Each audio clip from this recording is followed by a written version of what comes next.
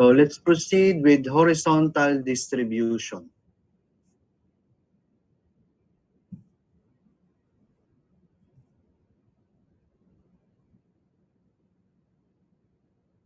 So consider a one-story masonry shear wall structure with rigid roof diaphragm. Lateral force is in the north to south direction. Center of mass and rigidity are as shown. The building is acted upon by a torsional moment. Rotation about center of rigidity is resisted by torsional shear stress in all walls. Okay, so ano daw yung direction? No? For walls 1, 2, 3, and 4, choose the direction. Okay. So, ito yung base shear. So, it's acting on the center of mass. No? So, yung pivot ng building natin will be on the center of rigidity. No? So, when this center of rigidity and center of mass is not on the same location, we have an eccentricity. And yung eccentricity na yon, that's the lever arm. Okay? So, yan yung nag-i-induce ng torsion. Okay? This base shear multiplied by the eccentricity is the torsion. Okay?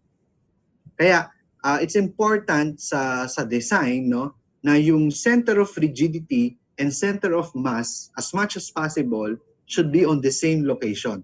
Because habang when they are separated from each other, nag-i-induce ka ng torsion, no? Meron kang lever arm. Okay? So when does it happen, no? Normally, let's say si architect, no? Sabi niya, engineer, no? Wag mong lagyan ng wag mong lagyan ng shear wall dito. Dito ka na lang maglagay sa likod ng building.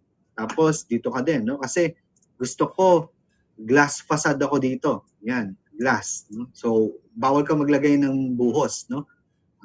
Even column minsan. So the tendency is yung center of rigidity mo will be attracted by these walls. Kasi nga, by Varignon's theorem, dyan mapupunta yan. While yung center of mass mo is normally nasa gitna. Based on the distribution of the loads. So that's it. So meron ka ng eccentricity. So for me, doon papasok yung another natin, no, pagiging structural, no, na so ikaw as structural, you will inform the architect na architect medyo nagkakaroon na umiikot na yung building ko, no? Because lumalayo na yung center of rigidity and center of mass. So kailangan lagyan ko siya ng poste dito para ma-balance. Yan, okay? And it's a mortal sin kapag ang nag-govern na first mode, no, kaya mahalaga yung dynamic, no? So the first mode, so when you perform dynamic analysis, is rotation. No, okay lang yung the typical response of building in a dynamic analysis should be translation. Okay? Pero if there's too much irregularity sa plan wise, and nag-govern as mode 1 is rotation, that's not a good scenario, no? As much as possible, translation yung mode 1. Okay? Not rotation. Okay? Anyway, we have a way to determine initially, no, kung mataas ang rotation. So mamaya papakita natin sa STAAD, no, sa STAAD, because software yan, no, automatic na sa kanya. So ang goal natin is just to demonstrate a manual calculation para may idea tayo. So if that's the torsion, so ang mangyayari, that is anong direction? Counterclockwise. So ang magre-resist dyan is a clockwise rotation. So for the clockwise rotation, the distribution of forces on the wall will be something like this. So that's the direction. Okay? To resist that that torsion. However, no, in reality, earthquake is cyclic. So the earthquake can occur north to south from below and from the top. So magbabaliktad yan. Mag-interchange yung mga forces na yan sa shear wall natin. Okay? Okay, so anyway, so let's have another problem. So it's already 9:30. Sige, doon na tayo sa ano, yung combined na. Combined na yung hinahanap. The direct shear and the torsional shear. This one. Yan, this one.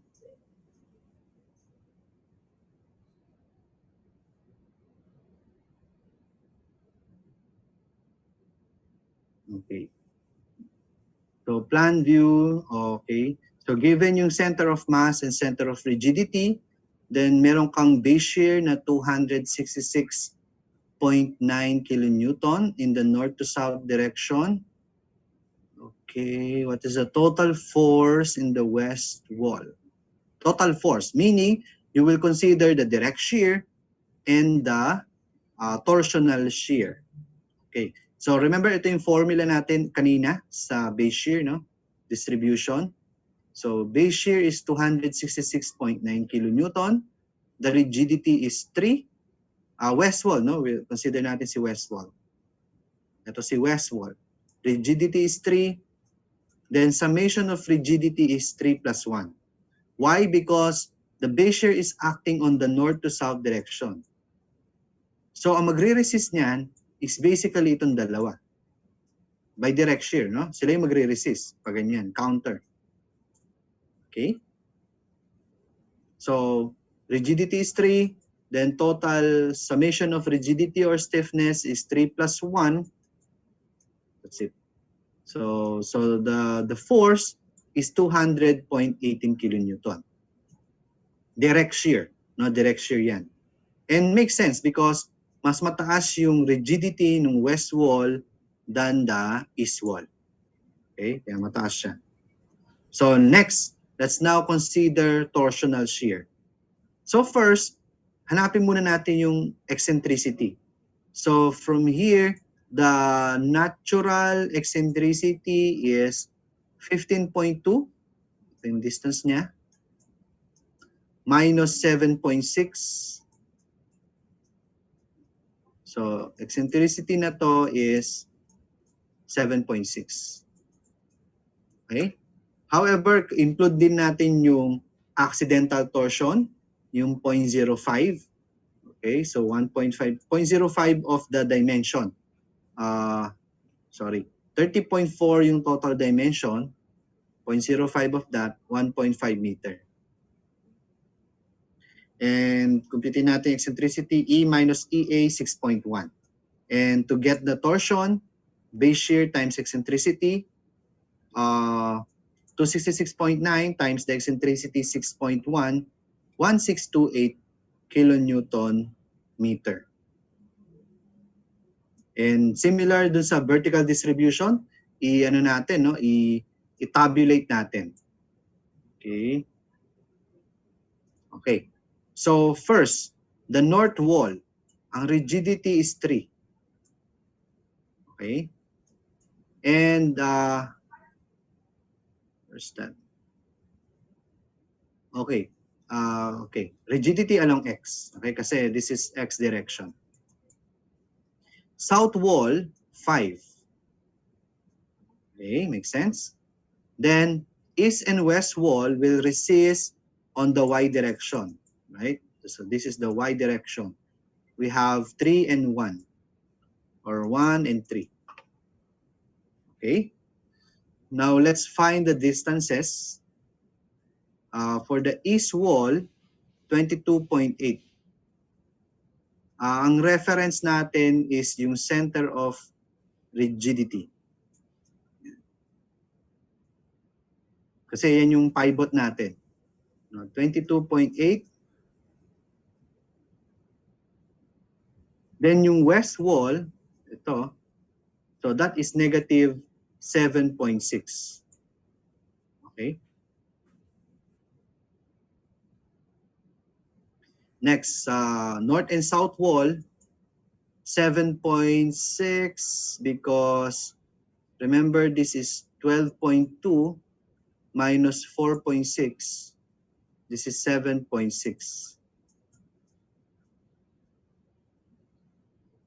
Positive. And then of course, yung south wall, negative. Yan. So once you're done with tabulation, yan, compute RD, R times D, RD square, okay, and then find the summation RD square, and use this formula. Ang hinahanap natin is west wall, no? So torsion is 1628 as obtained here. RD for the west wall is negative 22.8, and summation RD square is this 972.2. You will get negative 38.18. And yung total shear is the combination of the direct shear and torsional shear. As you notice, nagne-negate silang dalawa, no? Isang positive, isang negative. So the total direct shear is 161.995 kilonewton. Remember, because in the direct shear, paganto yung west wall, right? However, dahil nandito yung center of rigidity natin, may torsion ka pa ganon.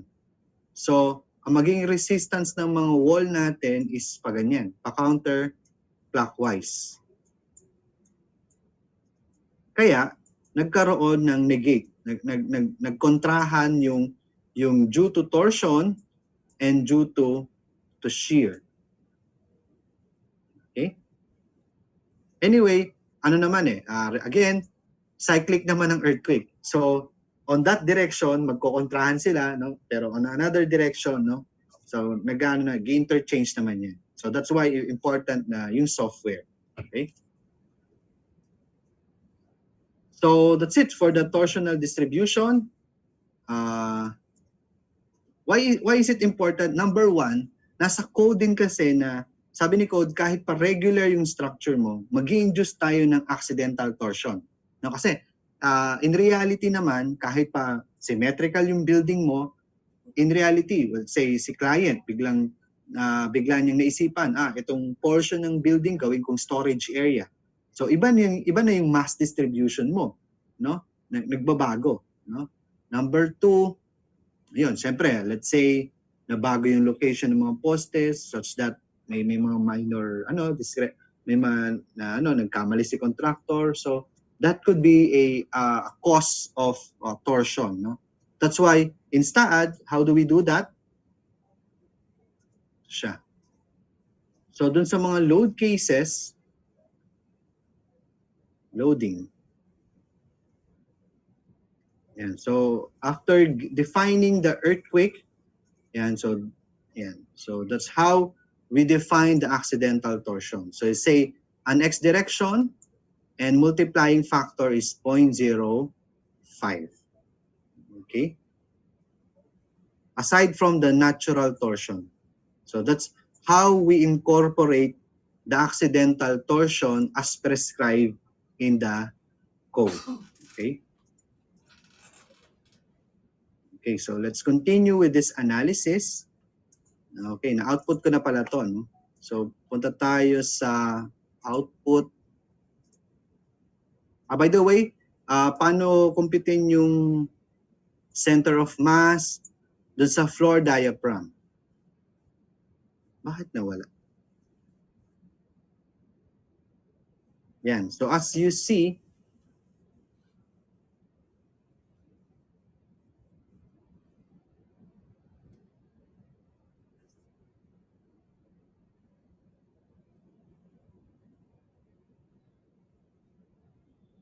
okay. To give you an idea, utilities, node-to-node distance. So, ang total dimension nito is 38 meters by 17.5. So, 38 by 17.5. Then, let's check. So, yung center of mass natin is 19.8.75. So, remember, 38 by 17.5. So anong half ng 38?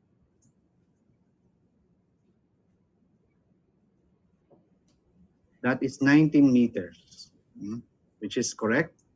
And half ng 17.5 is 8.75. So ano kuha natin sa other floors? 18.23, 9.34. So 18 and 9. So somewhere here.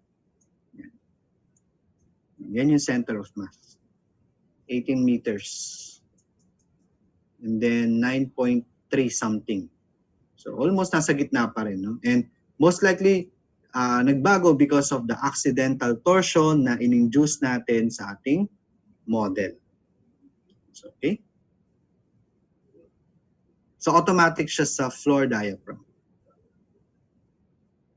Now, how do we know yung center of rigidity naman?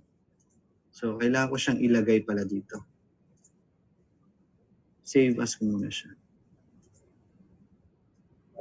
Ano?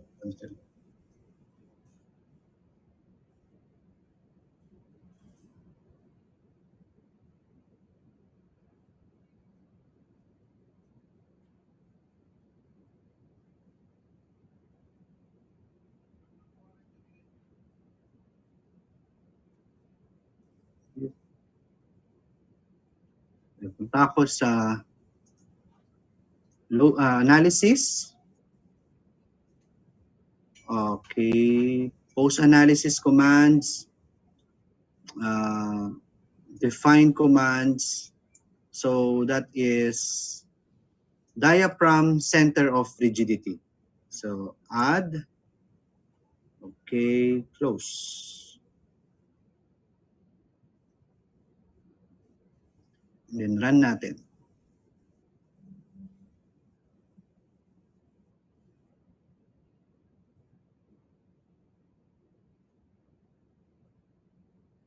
Okay, save.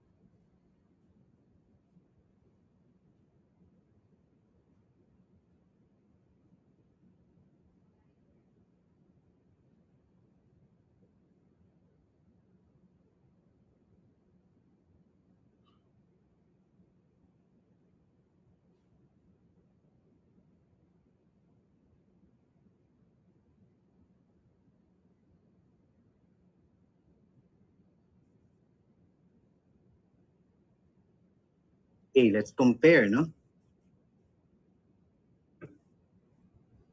Diaphragm center of rigidity, and as you see, tama naman, no? Nasa gitna yung ating center of rigidity. Okay, so that means nasa same location yung ating center of mass and center of rigidity, so we don't expect torsion.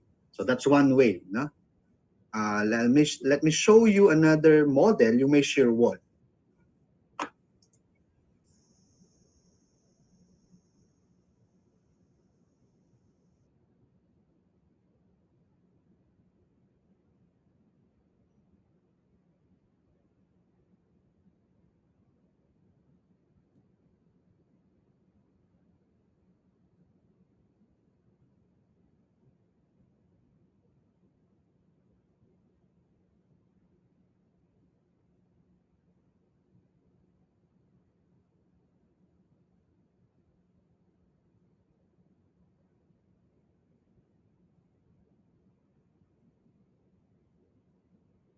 Okay, so alam niyo na yung dimension, no? 38 by 17.5, and to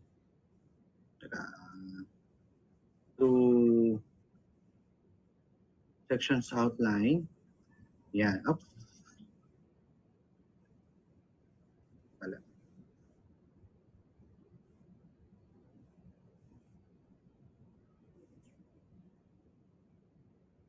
To, to know yung location ng shear wall, ito na lang. No?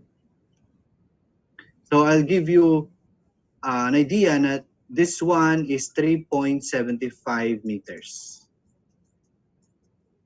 Okay, so ano yan? Common yan in the x direction. While ito, yung shear wall mo on the z direction, these are just 2.5. 2.5 meters lang.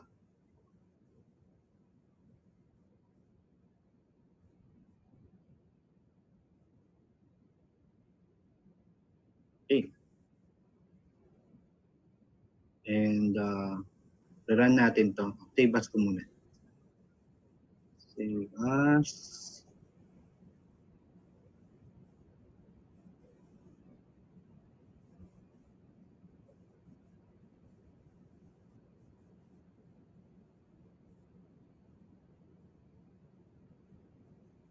And then rerun.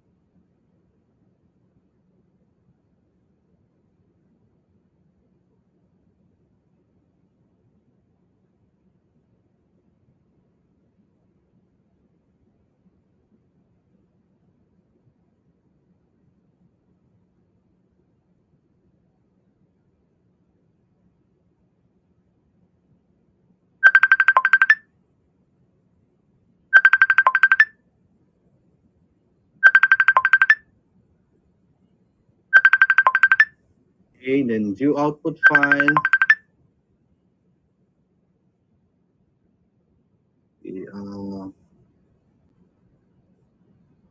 Floor diaphragm.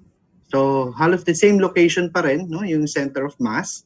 Then how about center of rigidity? May discrepancy pa rin, no? Kasi nga may shear wall na to, no? Okay. So at least it's a there's a conclusion that wala tayong gaanong torsion, no? And another way to know that is dun sa story stiffness. Yan. Okay. Let's compare yung story stiffness ng X and Z. Okay. So 4.84, 3.4. First, yung exponent. So the same, no? So mas malaki yung X than Z. How about second floor? 1.06, 5.3. Mas malaki pa rin. Kasi ito times 10 raised to 7. Ito 7.078, mas malaki. 5.3 versus 2, mas malaki. So consistently, mas malaki yung lateral X sa Z. Why? Remember, ito yung ating 38 by 17.5. So, dinimension ko kanina yung shear wall, di ba? So, this is 3.75 each, yung haba ng mga yan. While yung shear wall natin along Z direction is just what? 2.5. So, remember, di ba? Yung na-establish na natin na yung stiffness is basically 12 VI over H cube approximately. So, naka-cancel out yung H because floor-to-floor height is the same. Elasticity naka-cancel because same material, concrete. So, ang nagdi-dictate ng stiffness is the inertia. Eh, ano yung formula ng inertia? BH cube over 12. So ano yung H nito? 3.75 versus yung H sa Z direction is just 2.5. Okay? So that's it. So doon pa lang no na-observe nyo na mas malaki yung stiffness sa X direction kasi nga mas mahaba yung shear wall natin doon. Okay? Now, another way to so kanina by knowing the center of mass and center of rigidity na almost the same location, walang torsion, another way to verify that is itong rotational stiffness. Okay, so tingnan nyo. Yung lateral X natin is 4.848, 3.414, and times 10 raised to 7. Now, compare that with the rotational Y.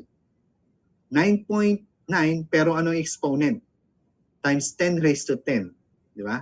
Yung sa second floor, times 10 raised to 7, times 10 raised to 6, pero yung rotational stiffness, times 10 raised to 9. So kahit sa exponent yun na lang tingnan. So what does it mean? No? What does it say? Ibig sabihin, it's more likely na mag-translation yung building natin either sa X and Z than mag-rotate siya on the global y-axis. Kasi ang taas ng rotational stiffness niya. No? So mas mauuna mag-translate sa either X and Z yung building natin bago siya mag-rotate on the y direction. Kasi ang taas ng kanyang rotational stiffness. Okay? So that's one way of knowing na hindi mag-govern ang torsion sa ating building. Okay? Next. So let's now i-scrutinize naman yung base shear. Okay? Kasi may shear wall na to eh. Okay. Hindi ko kasi na may dummy member kasi to kaya nagkaka-warning. Okay, so tara tayo sa base shear. Base shear.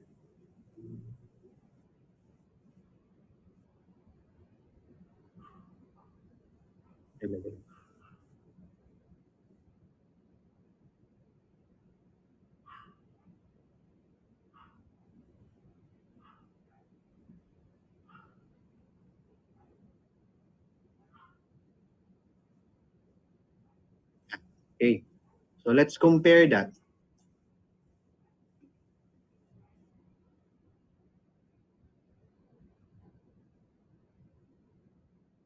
Ayaw ko man. Yan. Okay, so i-rewrite natin dito. Yan.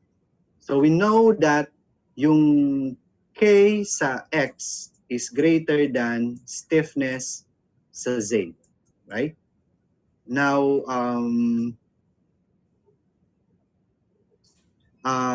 with that, ano yung period? So, di ba ang formula ng period is 2 pi square root of m over k. So, ibig sabihin, as your k increases, your period decreases. Right? So, therefore, since k of x is greater, so therefore, the period is lesser than sa z. Right? So, let's check. Period nito is 0.53 versus sa period sa Z, 0.957. So, makes sense. Okay? Now, alam natin that the base shear is CVI over RTW.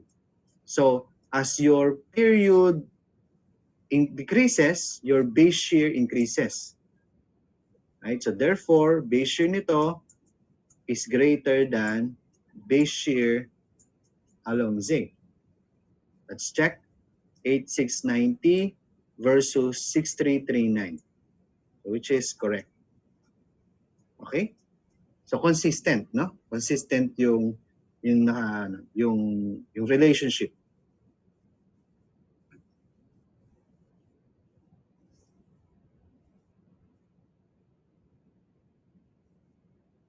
Okay. So that's it. We're done with vertical distribution, horizontal distribution, getting the base shear, and verifying sa STAAD. Now, let's now proceed sa last part. Ayan, 10 minutes to go. So, over time, seismic detailing. Okay. For the seismic detailing. Siguro, isingit natin, no?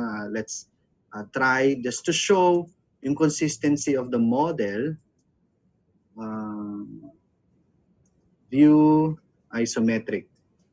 So, uh, these are the shear wall, no?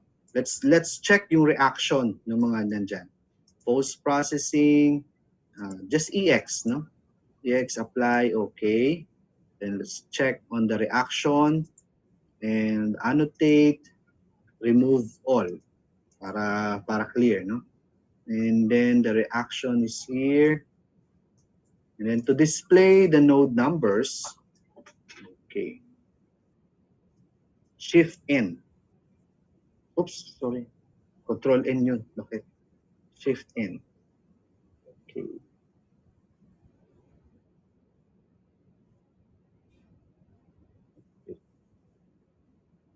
Yan. So as you see, if you check sa EX, so syempre ang resistance niyan on the opposite direction. And we know that these are shear wall. Shear wall yan. So let's check yung base shear or yung reaction ng 7, 692.989. Compared mo dun sa reaction sa 23, it's just 82 kilonewton. Makes sense, no? So na-absorb ng node 7 kasi may shear wall siya doon. How about 6046? 725. Okay, malaki din, no? And 6048, 721 din. And finally, 47, 689. So malalaki. No? Compared sa node 31, just 82 kilonewton. Okay, so as you see, 82 kilonewton lang yung node 23, yung mga poste lang, whereas yung mga may shear wall, nag-absorb talaga sila ng base shear, no? 600 plus, 700 plus. How about yung vertical reaction? FY, no? FY yan. So, if you check, yan. Node 7. Node 7 is 4611.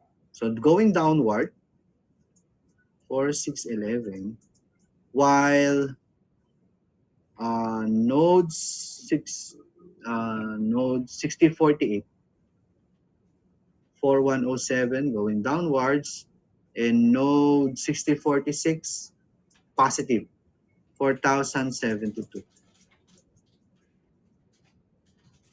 Node 47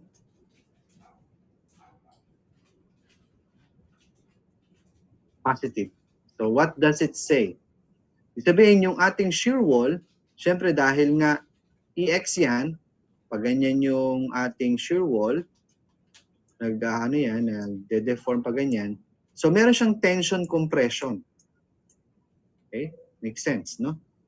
Nagkakaroon siya ng tension compression. Yung dalawang shear wall natin, dulo-dulo, yung component nun may couple tension compression because that will be a moment, resistance. So, makes sense. So, kasi Earth EX yung ina-analyze natin. Okay? So, that's how you check yung ating mga reaction. Let's now proceed sa seismic detailing. So, before that, dito yan sa PDF, seismic detailing of girder. Okay. So I need to open RCDC. Close ko na to. Open ko lang si RCDC.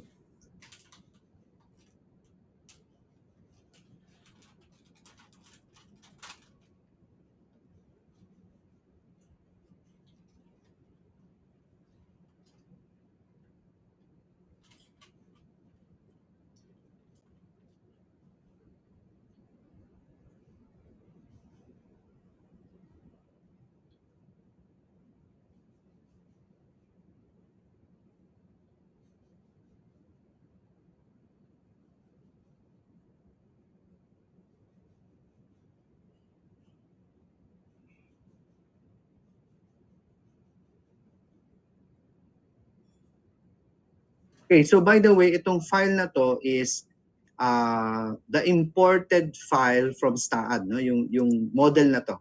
No? So, export to RCDC, then design as per seismic detailing or as per special moment frame, and these are the corresponding result. And let's proceed sa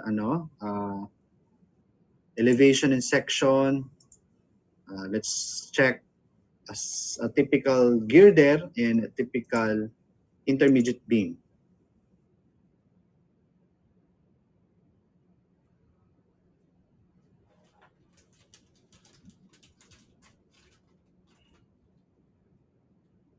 Okay, so this is a typical elevation of a girder. No? So ang dimension nito is 400 by 700. Ayan, ito pala. 400 by 700. And then, first,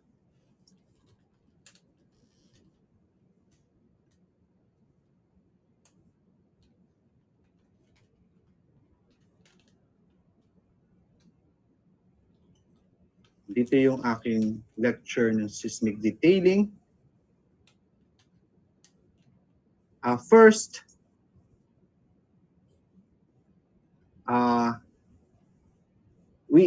na-establish na natin na inelastic yung response ng structure natin. Okay. Now, ideally, ito yung sequence of hinging ng sa structure, no? Mapapansin nyo as at stage A, parang elastic pa yung mga members natin, no? And ano siya, no? Straight or linear pa, no? The base shear is linear dun sa displacement, no? And then sa stage B, supposedly, no, ang gusto ni code, strong column, weak beam. Yun yung concept. So therefore, weaker si beam, mauunang mag-hinging or mag-plastic hinging si beam before si column. So, yung hinging mauunang occur sa mga beams. No? Kita nyo, no, yung mga black dun sa ends sa dulo-dulo ng girder natin. And since while it happens, no, ano mangyayari sa period ng structure natin? Siyempre, may nawasak, no, nag-hinging, yung stiffness ng structure natin nag-iba. And alam naman natin, once na nagbago si stiffness, because period is 2 pi square root of m over k, yung period din natin magbabago. Magiging flexible si building. Kasi nga, may nagka-crack eh. Now, nagiging flexible siya, tumataas yung period, ano mangyayari sa base shear? Malaki yung denominator, liliit yung base shear. That's why yung slope nitong base shear versus displacement is nagiging milder, no? Nagiging up to stage C, almost flat na yung natin, yung slope. Okay? Kasi nga at stage C, ideally naghinging na lahat ng girder. So pinaka-flexible scenario 'yan, no? While hindi pa siya nagko-collapse. So yan yung graph of our building. Inelastic behavior yan in reality, right? Okay? So that means unang mawawasak yung girder natin, no? Siya yung unang maghihinging. Okay? That's why sa provision ni code, hinahanap yung hinging zone sa beam or sa girder and sa column. Okay, hindi nawawala 'yon, yung hinging zone. So number 1, the width of the member shall not be less than the smaller of 0.3 h and 250 mm. So 2015 first printing. Sa second printing, latest edition, 200 na lang po 'yan. No, pinaliit na, no, kasi nga yung mga residential, no, mas kailangan ng ng lesser width, no, 200 mm. Maangal na yung mga architects, no. So inalaw na yung 200 mm. Okay, next, at any section of a flexural member as provided in section 410 for top as well as for bottom, the amount of reinforcement shall not be less than 1.4 BD over FY. Naalala nyo, ang raw mean is 1.4 over Fy. So multiply mo lang sa BD, yun yung AS mean. Okay? However, the reinforcement ratio shall not exceed 0.025. No? 0.025. That's why dito sa ating spreadsheet, saan na yun? Ba't wala?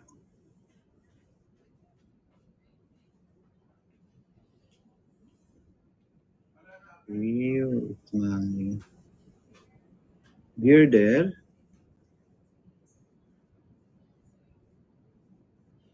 Yan.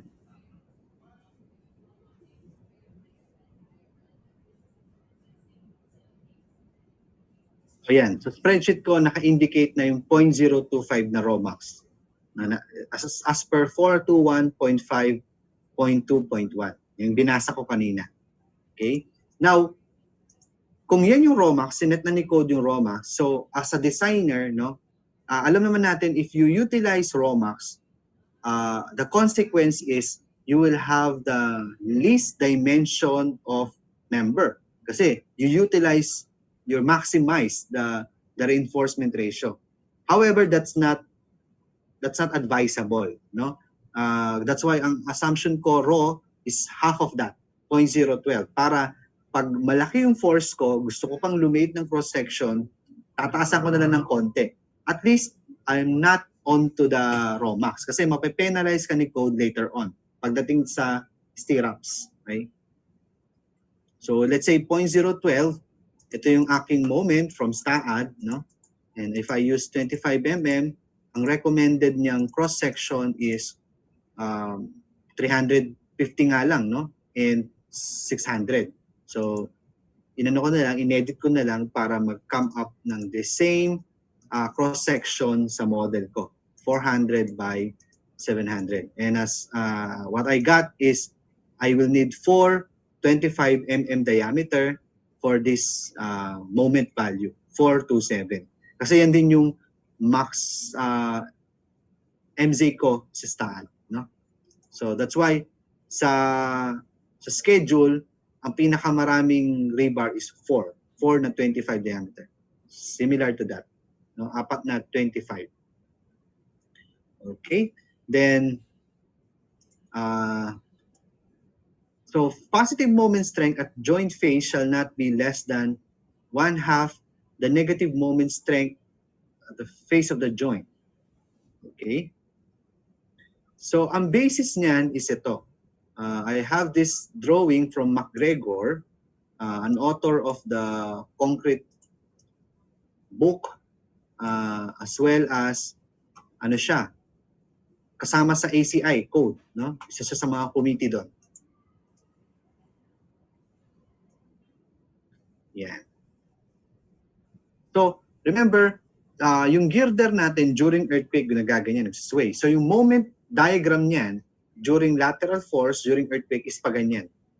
Right? Nung undergrad, pag nagpo-portal method tayo, ganyan yung moment diagram due to lateral force. So, you will observe yung maximum natin nasa dulo-dulo lagi. Eh since ang earthquake is cyclic, so nagsiswitch yung maximum moment natin, yung positive and negative.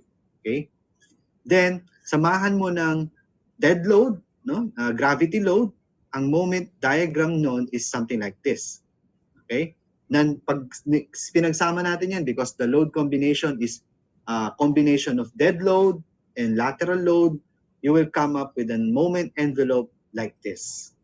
Okay, so you will observe yung moment envelope na yan, this is the negative moment, your half of that, of the negative moment is here.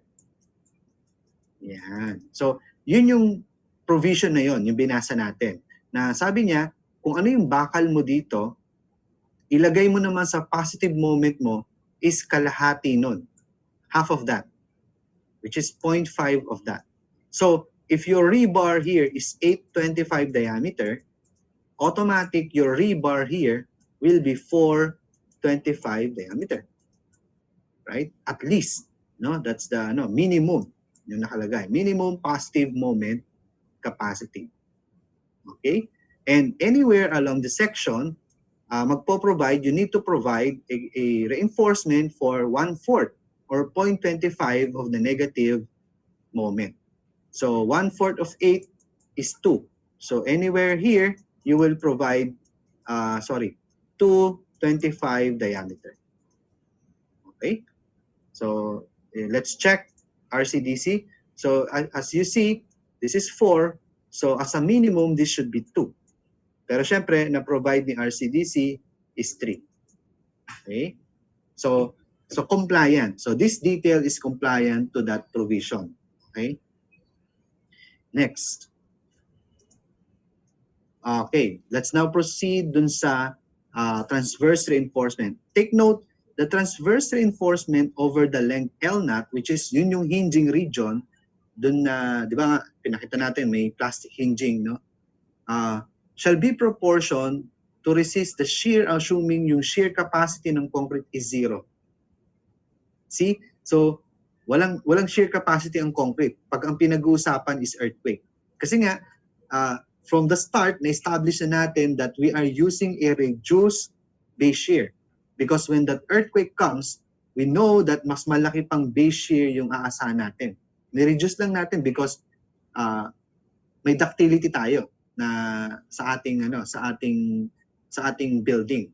So that that justifies using lesser base shear. Okay? And also next week sa EQ2, I will prove to you na kahit basically kasi the R value is 8, di ba? So parang ni-reduce natin yung strength from an purely elastic by 8, no? Ni-reduce natin yung base shear kasi by 8 times, no? O, parang ganun, no? But you will I will show you next week that although we assume a lesser strength of about 8 times, yung deformation niya will be almost equal dun sa equivalent elastic. Okay? So, kahit pa lumiit yung cross-section natin, no? And by that, lumiit yung yield capacity nung the overall of the building, we will still come up with the same deformation corresponding to a purely elastic building. So that justifies this concept of using a lesser base shear. No, kasi nga kahit pa maliit yung cross section natin, same deformation pa rin, parang ganon yung ma-achieve natin. Okay? So using a single degree of freedom na idealization. So next is LNAT, no? So let's find out the hinging region. So ito. Hoops shall be provided in the following regions of frame members. Number 1, over a length equal to twice the member depth. So yan yung hinging region natin.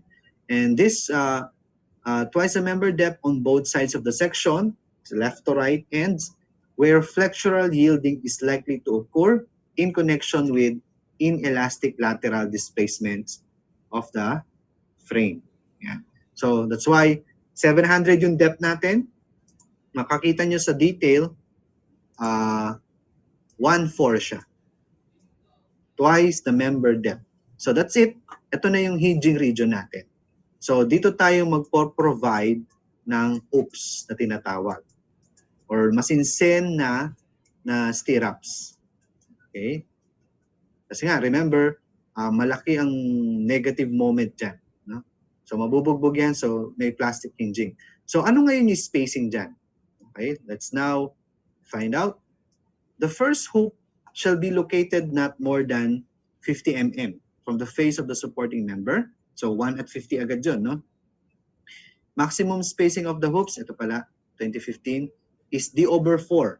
Yan. So that's why, yung sinasabi ko kanina, it's not advisable to use Romax. Kasi sa Romax, minimum D ang makukuha mo. So yung minimum D na yun, mapipenalize ka dito. Let's say, ang nakuha mong D, say 100 over 4, 25 mm. So, mantakay mo, 1 inch lang yung spacing ng stirrups mo doon. Okay? So 6 dB, 6 times the diameter of the bar, 6 times 25, 150, and 150 mm. Okay? So ang nag-govern is 150 mm. Kasi ang D natin ay 700 eh. 637.5. Na-compute ko na yan, no? So, 637 divided by 4, 159. So that's why, mapapansin nyo dito, ang nag-govern na spacing ay 150. Okay? So, should realize now na ang nag-govern sa hoops natin is code. Code requirements. D over 4, 6 dB, or 150. Hindi FY from the STAAD. So, see? So, another typical scenario. Sa girder, most of the time, ang nag-govern yung code provision. Hindi yung FY na nakukuha natin sa STAAD. Right? Remember, yung nakukuha natin sa STAAD is what? Elastic analysis lang yon. And because we were able to establish na inelastic yung magiging yung magiging scenario natin. So that's why ang mag-govern is the code requirements, assuming that inelastic deformation will happen. Okay? So kino-consider yung yung worst case scenario. Okay? That's why may times na or most of the time hindi nag-govern yung FY, yung shear na nakukuha natin sa STAAD. Okay? In fact, di ba nga, shear capacity of concrete is 0. Ni-neglect natin yon in computing the requirements of hoops. Okay? So that's it. That's for the beam. No? Now, I like you to note that this is a typical detail of a intermediate beam. You will see the significant difference. Wala siyang hoops. Why? Because first, in our model, you will see yung intermediate beam is nakapatong lang sa girder. So, hindi siya yung primarily magre-resist ng seismic. Ang magre-resist ng seismic is the girder and the column. Yan, no? So, that's another tip, no? So, kumbaga as a designer, no, ang priority natin for the detailing requirements, seismic provision is the girder and the column. Yung magre-resist nung tawag nito, nung earthquake. Yan. Now, yung mga intermediate beam, basically pwede mo siyang i-design as gravity members. Kasi nga nakapatong lang siya sa girder eh, no? Umaasa lang siya ng rotation niya sa girder. Kasi stiffness method, displacement first, no? Yung rotation will induce force. Okay? So dahil nga umaasa lang siya ng rotation or force from the girder, so basically wala siyang or maliit or minimal lang yung seismic force. So that's why hindi mo siya necessarily kailangan i-detail as per seismic requirements. Chapter 418 ni NSCP. Pwede na siya sa chapter 410. Okay? Now, syempre yung mga talagang high-rise designer, no? May mga diskarte yung mga high-rise na outrigger yung pinangre-resist ng earthquake. So lahat ng beam, lahat ng gravity column, lahat ng column gravity members. So on that scenario, hindi mo siya di-detail as per seismic kasi meron pang outrigger. Yun yung mga cases po ng mga high-rise, no? Kaya nga lumalabas, it all depends doon sa global, yung parang overall approach ng designer, no? Kagaya kanina, no? First approach, overall approach, global check, drift muna. Pasahin muna natin sa drift bago natin pag-isipan tong mga detailing requirements sa local members. Okay, so that's for the beam. What else? Okay, column naman. So let's see. Column.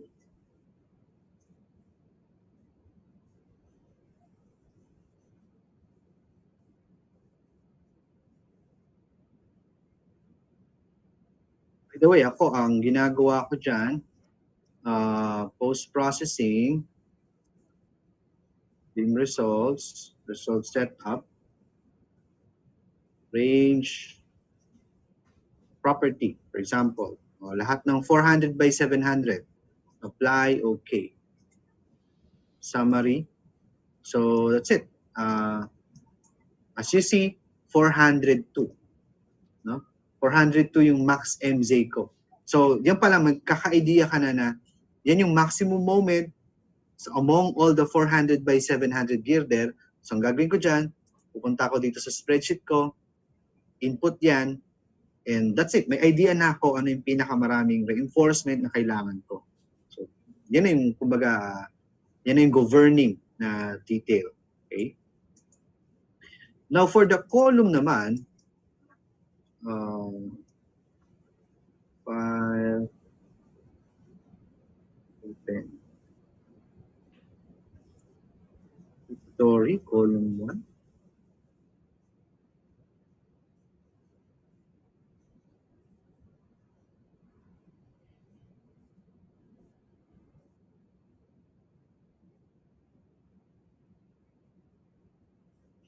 So 800 by 800 and 700 by 700.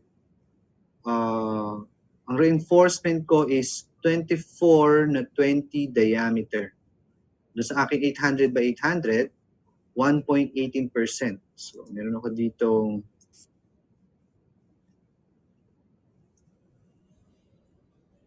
column. So 800 by 800, 24 na 20. 24 na 20.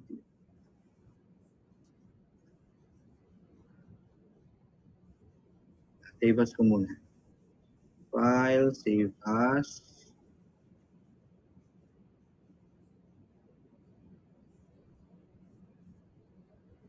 So input ko 800, 24 pieces na 20 diameter. Yan. Ang floor-to-floor height ko kasi is 3.1 sa model. Okay, shift in.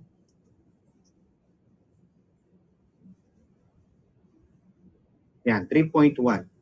So, ang clear height is 3.1 minus 0.7. Yun yung depth ng girder natin. Yan, 2.4 meters. And that's it.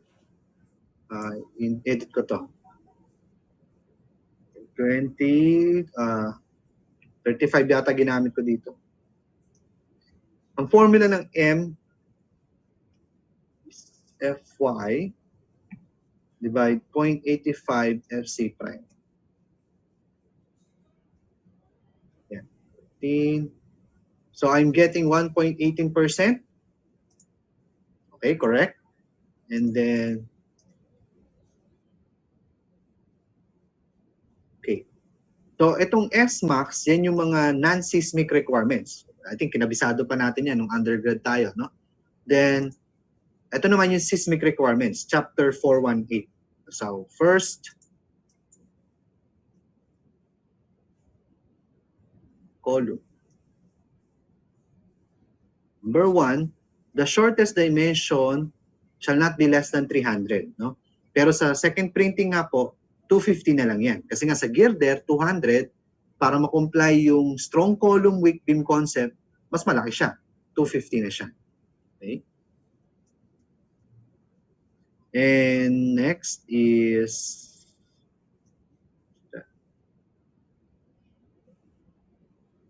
so hanapin natin yung LNAT. So kung si girder may hinging zone, ganun din si column, no? May hinging zone din siya. Okay, ano yung computation niya? Transverse reinforcement as required shall be provided over length LNAT from each face where flexural yielding is likely to occur. Okay. Number 1, the depth of the member. So 800. Okay. Number 2, 1/6 of the clear span. So L over 6. And last is 450 mm. Okay, so tingnan natin sa spreadsheet. Yan. So depth of the member, 800. Clear height over 6, 400. Kasi ang clear height natin lumabas ay 2.4. No? So 24 divided 6, 400 and 450. So ang nag-govern is what? 800 mm. So yung 24 na height, clear height, meron kang 800 on each end. No? Nandun yung ating hoops. Okay? Then ano yung spacing doon? No? So ito yung nakalagay. Spacing of that transverse reinforcement is number 1/4 of the member dimension. So 800 over 4, 200. 6 times the diameter, 6 dB. 6 times 20, 120. No? So 200, 120, and last is ito. Yan. So S naught or S0, 100 plus 350 minus HX over 3. So which is incorporated na yan dito sa spreadsheet. Yan, 200, 6 dB, 120, and ang nag-govern na value ng S naught is 100. Okay? Yeah, in summary, the spacing of the hoops is 1 at 50, 8 at 100, ignore nyo lang tong 320. So ito yung nasa sa detailed drawing sa RCDC. Yeah. So as you see, 100 din yung spacing ni RCDC. So the same with what we got from our spreadsheet. Okay? So that's it. So yan yung seismic detailing. And another stringent requirement sa SMRF, special moment frame, is ito, yung meron tayong cross ties in all main bar. Okay? Sa intermediate moment frame, hindi ganyan kadami. Okay, that's why in one of the seminars sa asset, no, or lalo na sa mga nag-high rise, no, you will notice yung cost or yung cost ng hoops or ng ties sa poste is the same, no, almost the same sa cost ng main bar, no, kasi stringent tayo sa column, eh, di ba? Kasi nga strong column, weak beam, okay lang mag-hinging agad si beam kasi nga localized lang yung failure niya, mariredistribute niya yung forces. Unlike si column, pag siyang nag-fail, progressive collapse na yun mangyayari. Okay? And sige, as a proof, sige, I'll show you reports, bill of quantities. Yan na, nakalagay na yung yung area. BOQ summary. Yan. Okay, then okay. Yan, tingnan natin. Yan. Sige, let's see. Sorry. Natin. So, rebar 10 and 12. So, yan yung mga ties, no? I-total natin to. 19,000 plus 3,000. That's almost 22K. No? Then, yung rebar 20 main bar, 22K na again. Right? So, see? So, mas mas same price lang sila halos, no? Yung consumption nila. Okay? And what else? So, to show you na same consideration si RCDC sa code, reports,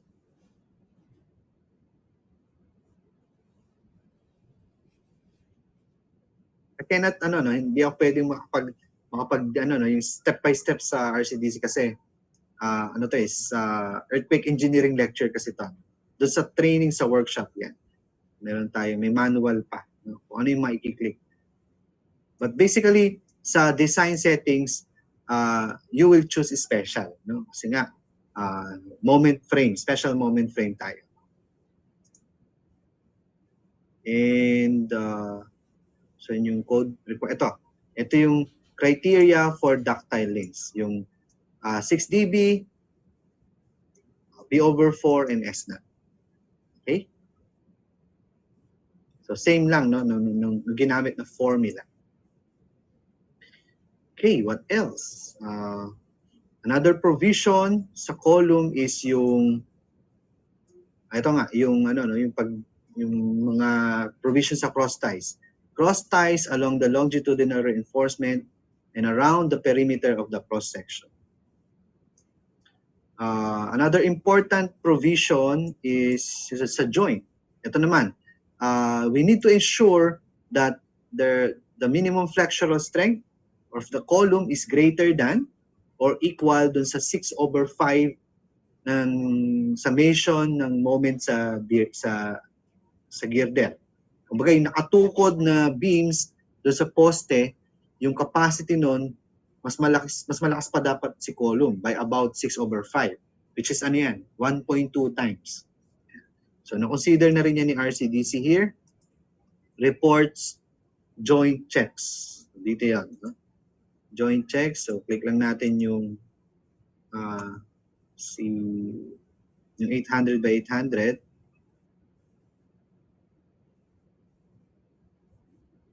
Yan. So mapapansin nyo, kinukuha niya yung capacity ng mga beams and yung capacity ng column. Tapos, kukunin niya yung maximum among them, 425.91. Then yung capacity ng column natin is 1180. And then 1.2 times yung capacity ng mga beams, which is 425. Hence, okay. So, pasado pa rin. Okay, so that's the flexure strength of the joint.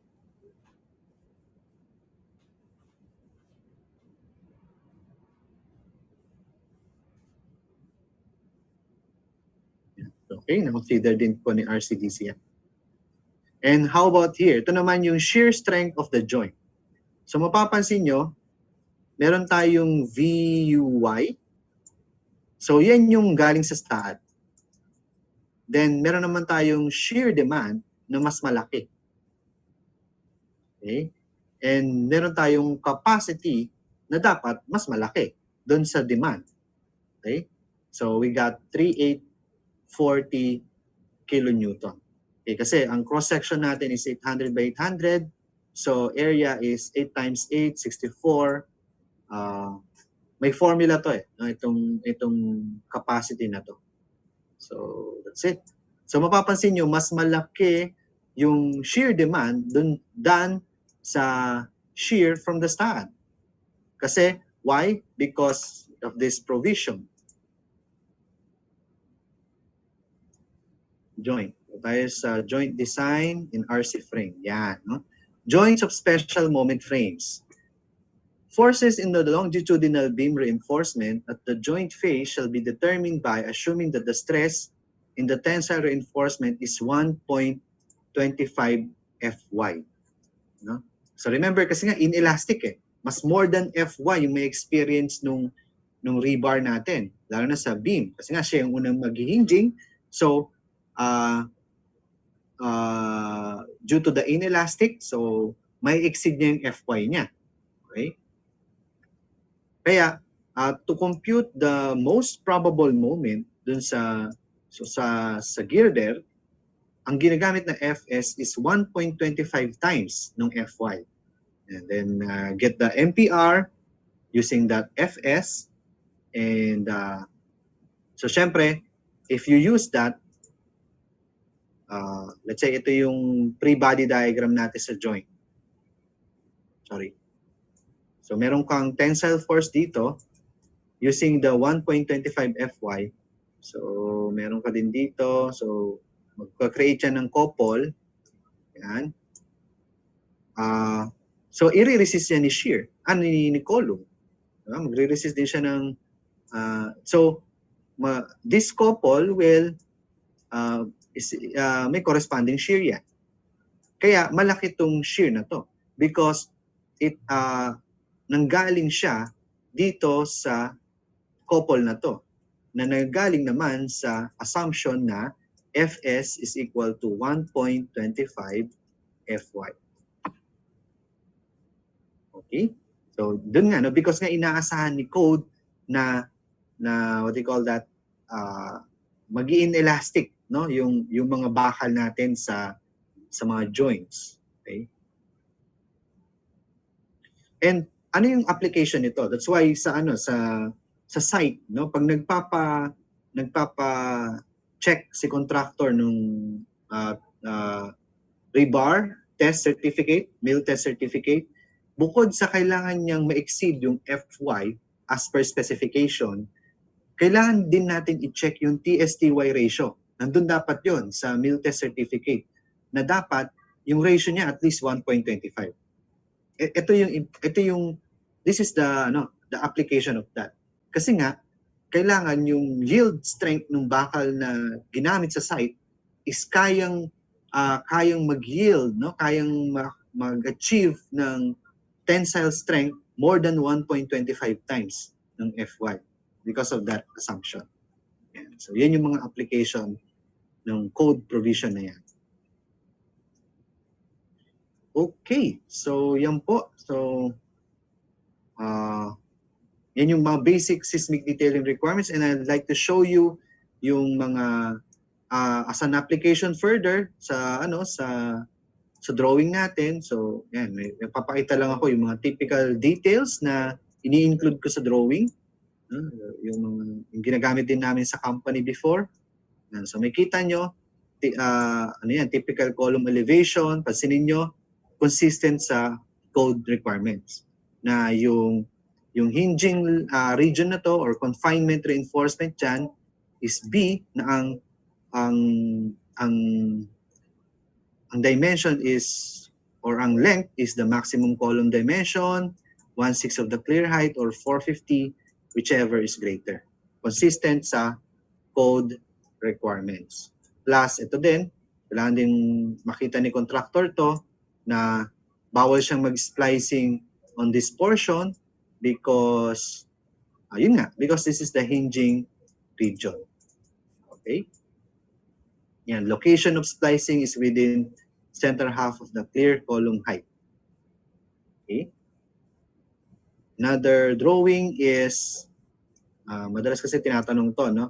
Bakit hindi sinasama yung weight sa ground floor, no? Kasi tingnan niyo yung detail nung slab on grade natin sa ground, 'di ba? May PEJ. So may separation.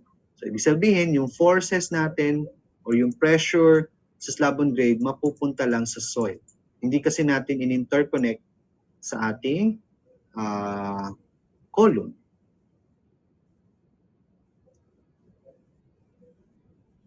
Okay, what else? So ito, another typical drawing. First page to ng drawing, no? Para maano ni contractor. Oops, sorry. Yan, so ito. Ito yung main bar natin, yung mga yan. So, marami yung bakal dito sa top bar, then bottom bar sa midspan. Typical yan, no? Then, ito naman is typical splice details for beam. So, as you see, this is 2D. Yan, 2D. So, bawal siya mag-splice dyan. Kasi nga, that is the hinging region. Okay? And lastly, sa masonry, yung sinasabi ko kanina, meron tayong PEJ din dito sa portion na yan because ayaw nga nating magkaroon ng transfer of forces directly sa ating girder and column. Okay? And because we assume na relatively or brittle si masonry, so kailangan hiwalay yung failure niya. Okay? But in reality naman kasi talaga, meron siyang diagonal brace effect, okay, sa ating beam and column. Kaya nga to eliminate yung transfer of force sa beam and column, lalagyan natin ng separation. Okay. May question po ba?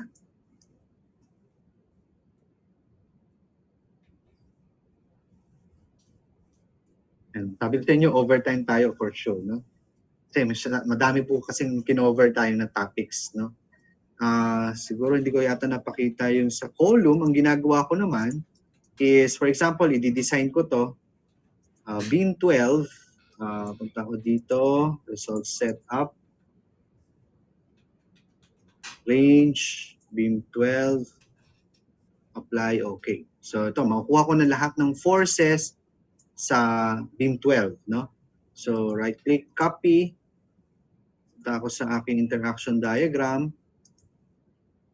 Open. Saan ba interaction diagram ko? Ito, yan. Say this one. Ito, although ano lang to, single moment, pero ano na rin halos cover na rin siya. So yan yung forces ko kay Staad, no? Remember, anong kailangan natin dyan? The Fx, My, Mz. So, unin ko lang si Fx. So, didelete ko na itong Fy, Fz. Bakit hindi kailangan? Kasi, as you see, ang nag-govern madalas sa shear design is the code requirements. No? So, tapos pansinin nyo, delete, no? So, delete cells, delete, and My, Mz. Pansinin nyo yung Mx, ang liit, no? Delete. Okay, then, ganun din dito. Hindi ko na i-consider yung Fy, Fz, pati Mx. Yan. Then I will choose among these 5 na gagamitin ko sa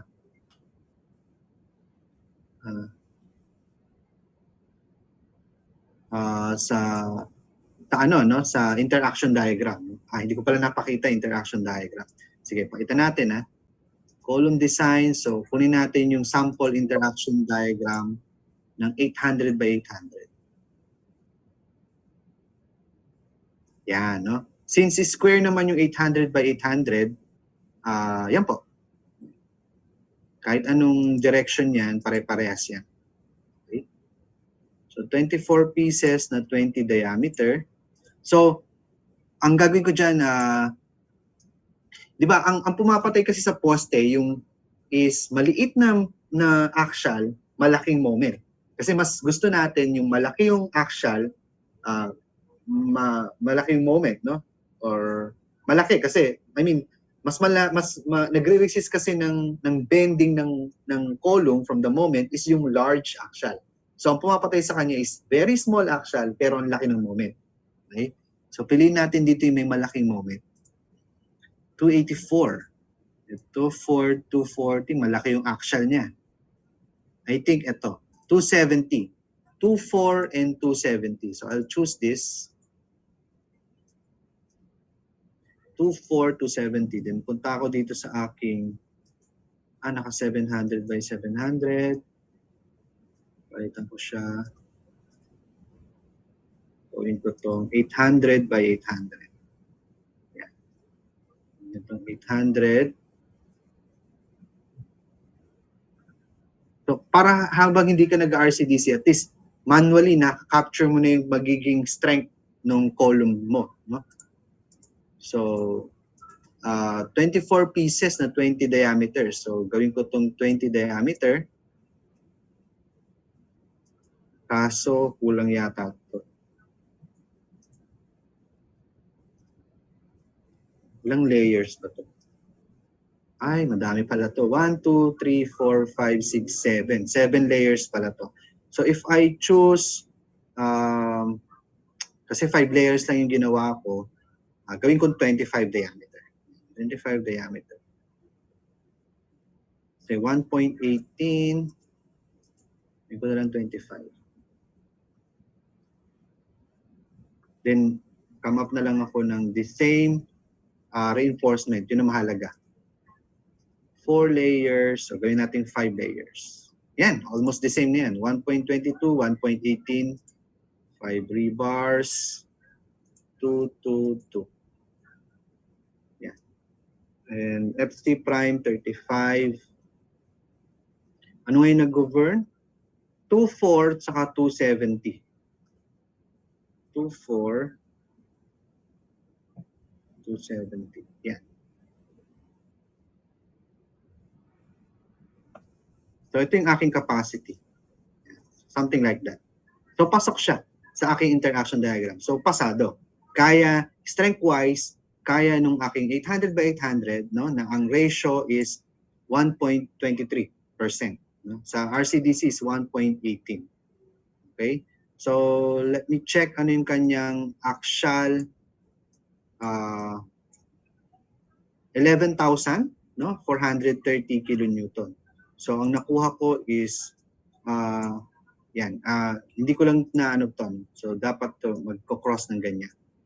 Ito yung aking nominal, ito yung aking ultimate. So syempre as a designer, hindi ako dapat hindi yung forces natin na isasubject sa column, hindi na, wala dito sa bandang taas. Okay? Hanggat maaari nandito lang sa region na yan. Okay? Okay, what else? Then yung maximum moment capacity. Ito. Okay, natin dito.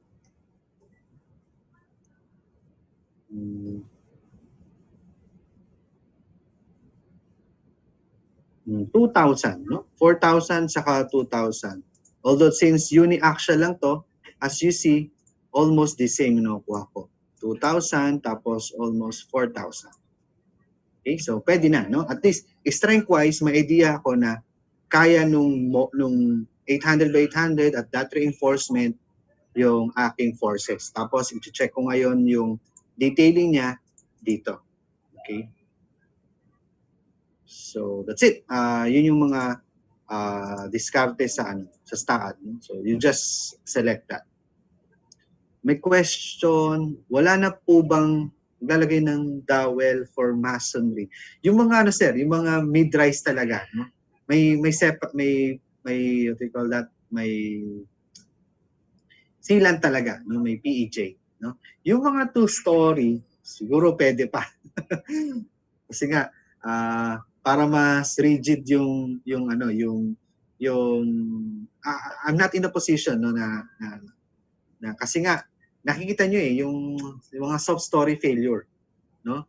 Nagiging brace kasi yung CHP. Siguro I would suggest kapag meron kang CHP sa taas, lagyan mo din sa baba. Yun yung pinaka-safe, no? Kasi nga may diagonal brace effect siya. Plus make sure na yung detailing ng poste is maganda talaga. Tapos yung minimum requirements masunod. Yan po. Kasi nga, yung nakita niyong picture kanina sa Masbate, no? Brittle yung failure na yun. No? So, hindi ductile yun. No? Hindi niya nasunod yung in-expect ni code po natin. Okay? So, again, may question pa po. Yan, umabot tayo ng almost 11 o'clock. Sobrang dami kasi nating no? So, may ano pa po tayo, may dynamic pa next week. Yun din, medyo nag-overtime din po ako doon. Okay, so if there's no more question,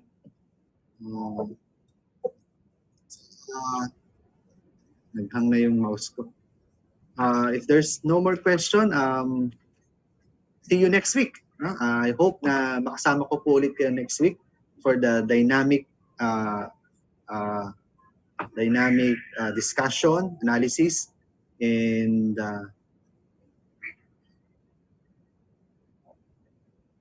oops, what happened? And ayaw gumana ng mouse ko, sorry. Hindi ko maano.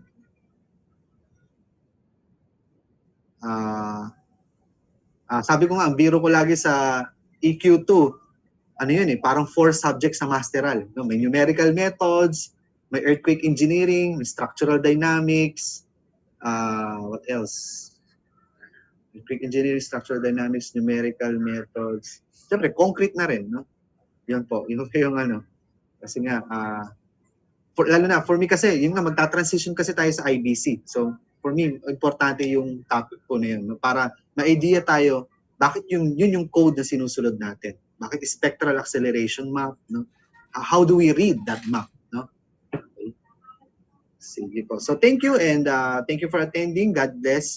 See you next week. And kapag may clarification po, you can email me or you can message me po. Thank you. Goodbye.